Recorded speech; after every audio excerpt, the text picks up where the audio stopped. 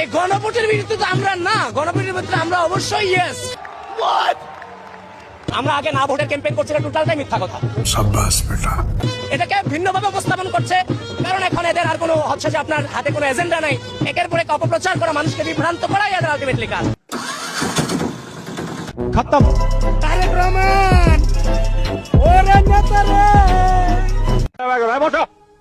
Next. যদি আপনি হা vote দেন, আপনি ৭১কে অস্বীকার করলেন। ঠিক। আপনি বাংলাদেশের সার্বভৌমত্বকে অস্বীকার করলেন, ইসলামিক মূল্যবোধকে অস্বীকার করলেন। তাই আমাদের ইমানি দায়িত্ব হচ্ছে আমরা না ভোট দেব। নেক্সট।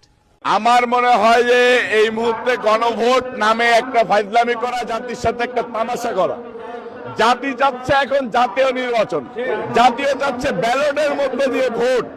সেই ভোটের বাইরে গিয়ে গণভোট বলেন বা এক্স ওয়াই জেড যে পায়তারাই করুক না কেন, এই পায়তারাকে বাংলাদেশের জনগণ রুখে দেবে ইনশাল্লাহ। ধন্যবাদ।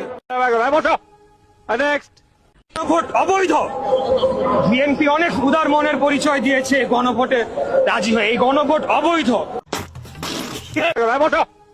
নেক্সট।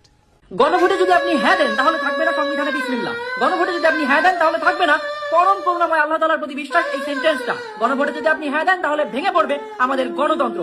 তাই কে কি বললো ভাই আমার দেখার সময় নাই, আমি দেবো গণভোটে না ভোট, বাকিটা আপনার ইচ্ছা।